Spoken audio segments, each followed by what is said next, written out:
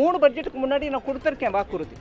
எந்த மாவட்டத்தில் வேணும்னாலும் வச்சுக்கோங்க, அந்தந்த மாநிலத்தில் பிளான் பண்ணுங்கன்னு கூட சொல்லியிருக்கோம். ஸோ தமிழக அரசு அதையும் புரிஞ்சுக்கிட்டு அதுக்கேற்ற மாதிரி பிளான் பண்ணிக்கணும். பல்வேறு திட்டங்கள் வந்து அறிவிக்கிறாங்க. நிதி சுமை அதிகமாகுது, கடன் ஆகுது. ஒவ்வொரு மாநிலத்தில் அதிமுக ஆட்சியில் 5 லட்சம் கோடியும் 10 லட்சம் 13 லட்சம் கோடியும் போயிருக்க சொல்றாங்க வெள்ளை அறிக்கையில. இன்னும் கூடுதலா போக போக நாட்கள் ஆண்டுகள் ஆகும், இன்னும் கூடுதலா நிதி ஆகும். ஒரு நிமிஷங்க. ஒரு கடன் வாங்குறோம்னா அதன் மூலமாக ஒரு பொதுமக்களுக்கான சொத்து கட்டி உருவாக்கி அது பொதுமக்களுக்கு கொடுக்குறோம். சொத்துனா என்னங்க? ஸ்கூலாக இருக்கட்டும், ஹாஸ்பிட்டலாக இருக்கட்டும், இல்லை ஒரு தொழில்நுட்பத்திற்காக ஒரு பெரிய நிறுவனமாக இருக்கட்டும், இதெல்லாம் பரம்பரையாக இருக்கும். அதாவது இன்னொரு நெக்ஸ்ட் ஒரு 50 வருஷத்துக்கு 60 வருஷத்துக்கு இருக்கும். அந்த சமயத்தில் மக்களுக்கு அதில் வேலை வாய்ப்பு கிடைக்கும், இல்லை படிக்கிறதுக்கான வாய்ப்பு கிடைக்கும். அதன் மூலமாக தொழில் அந்த இடத்துல வளரும், இல்லை அதை சுற்றி இருக்கக்கூடிய இடத்துல ஹாஸ்டல்ஸ் கட்டுவாங்க, பிள்ளைங்க வரத்துக்கு போகிறதுக்கு டிரான்ஸ்போர்ட் பெருகும். இப்படியாக ஒரு சொத்து கிரியேட் பண்ணினா, கடன் வாங்கி கிரியேட் பண்ணால் கூட அதன் மூலமாக எக்கானமியில் பலதரப்பட்ட தாக்கம், நல்ல தாக்கம், கெட்ட தாக்கம் இல்லை, நல்ல தாக்கம் ஏற்பட்டு அதன் மூலமாக எக்கானமி வளரும். இது எல்லாரும் ஒப்புக்கொள்ளக்கூடிய ஒரு தியரி.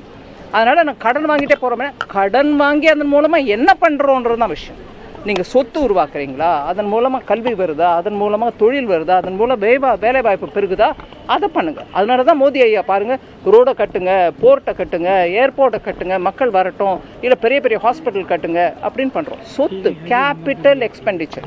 நீ அதை பண்ணாமல் ரெவென்யூ எக்ஸ்பெண்டிச்சர், அதாவது இன்னைக்கு கையில் மக்கள் கையில் பணத்தை கொடுத்துட்றேன், இவங்களுக்கு உயர்வை கொடுத்துட்றேன், அவங்களுக்கு சம்பளத்தை கொடுத்துட்றேன், இன்னும் 1000 பேருக்கு, இதை மாத்திரம் பண்ணிட்டு போனோம். ஆனால் இதை பண்ணக்கூடாதுன்னு சொல்ல, இதையும் பண்ணுங்கள். உங்களுக்கு வசதி இருக்கும்போது பண்ணுங்கள்.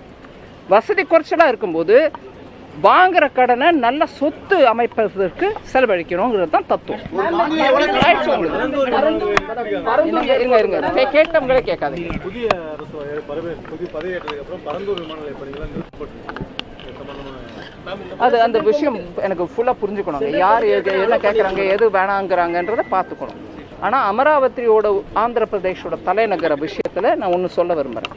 அந்த தலைநகரம் அங்கே தான் இருக்கும் அப்படின்னு நினச்சிட்டு ஒரு 2014 19 வரைக்குமான இருந்த அந்த கட்சி, ஆளுமையில் இருந்த அந்த கட்சி அதை வளர்த்தாங்க, நல்லா பில்ட் பண்ணோன்னு.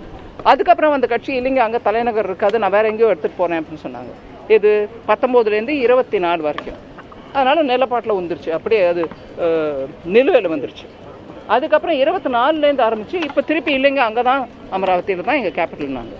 அது அவங்க ஒரு நிமிஷம் பதில் முடியல. ஸோ இப்போது அப்படியாக அந்த அமராவதி மாதம் அப்போலேருந்தே கட்டியிருந்தால் நடந்திருக்கலாம். ஆனால் நடுவில் அரசியல் காரணமாக அது நிறுத்தப்பட்டது. அந்த மாதிரி எந்த விஷயத்துலையும் கூட எல்லா கட்சிகளும் சேர்ந்து ஒரு பொறுப்போட ஒரு டிசிஷன் எடுத்தாங்கன்னா அதை நம்ம எடுத்துகிட்டு போகணும். இந்த விஷயத்த எனக்கு முழுமையாக விஷயம் தெரியாது, விவரம் தெரியாது, அதனால நான் காமெண்ட் பண்ண விரும்பலை. 2 கேள்வி. நான் புதுச்சேரி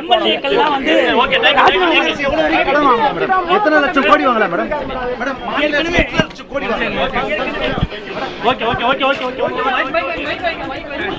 உங்களுடைய ஜிஎஸ்டிபின்னு இருக்குங்களா, நாட்டுக்கு ஜிடிபிங்கிறோம். ஒரு ஸ்டேட்டுக்கு GSDP, cross state domestic product, அந்த அமௌண்ட்ல 3% நீங்க கடன் வாங்கலாம்.